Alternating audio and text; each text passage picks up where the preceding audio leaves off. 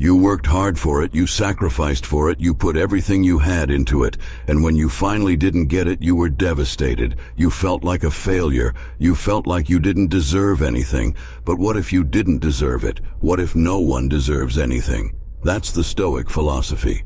They believe that we should not expect to get everything we want. They believe that we should focus on what we can control and not worry about what we cannot control. They also believe that we should be grateful for what we have and not take things for granted. Maybe you wanted to get into your dream school, or land your dream job, or find the love of your life, and when it didn't happen, you felt disappointed, angry, or even resentful. In this world, everything is borrowed. Our homes, our stuff, even the people we love and our own bodies, they're all temporary gifts we take care of until they're taken away. We're not entitled to these things. What we truly own are our thoughts, our attitudes, our actions, and the choices we make. It's tough for many of us to accept that the things we feel entitled to aren't really owed to us. Nowadays, entitlement seems to be everywhere, focusing on selfish demands and wanting more instead of appreciating what we already have. It's like living in a dream world where we believe we deserve something, but reality doesn't match up, leaving us constantly dissatisfied. We need to realize that we can't have it all. And even what we do have is temporary. We're not entitled to a perfect partner who fulfills our every desire, nor does the world owe us a rich, glamorous life. This doesn't mean we should blame or shame people who feel entitled.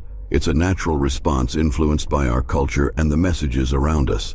Luckily, ancient Stoic philosophy provides wisdom that challenges modern entitlement. In this video, we'll uncover the surprising truth behind the idea you don't deserve what you want. But before we continue, make sure to watch the entire video and consider subscribing to our channel. Don't forget to turn on post notifications so you never miss any upload of ours. You're not entitled to what isn't yours.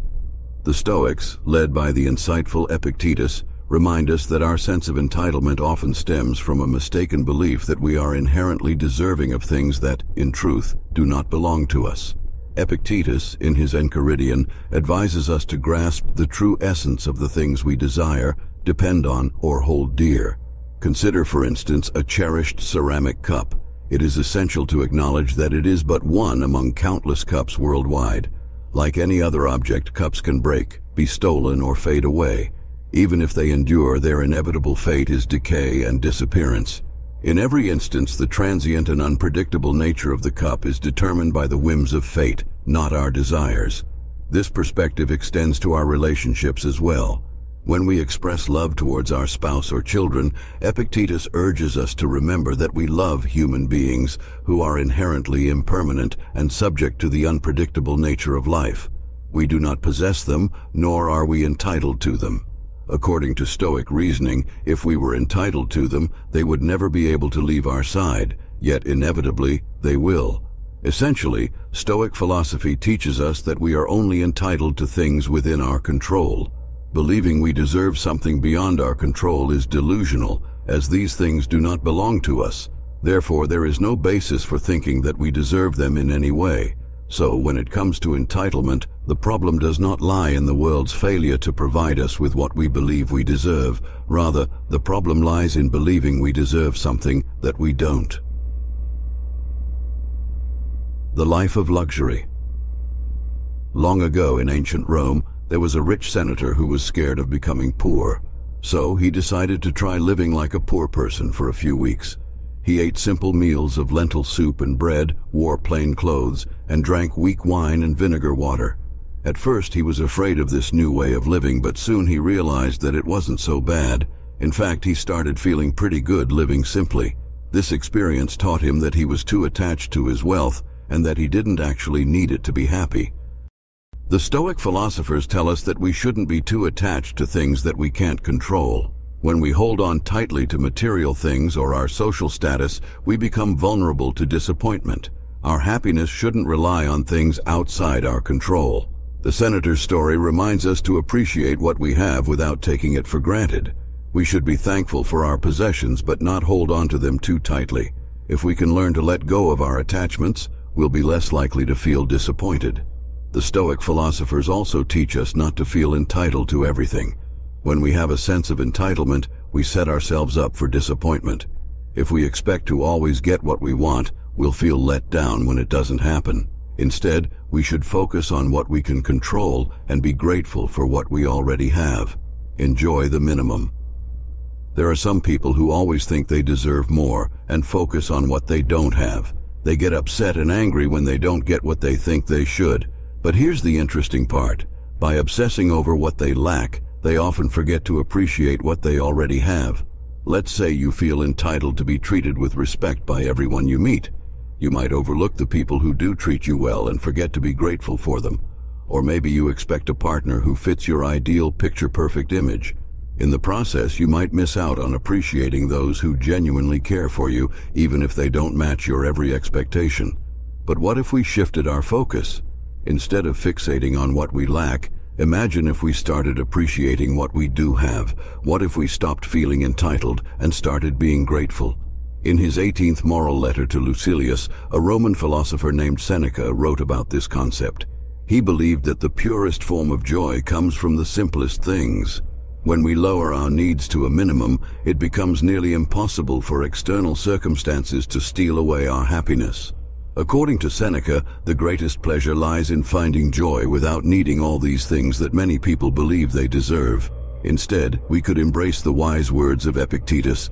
Don't insist that events happen as you wish, but wish that events happen as they do, and you will find peace. The Circle of Life Stoicism teaches us about the deep connections between all living beings.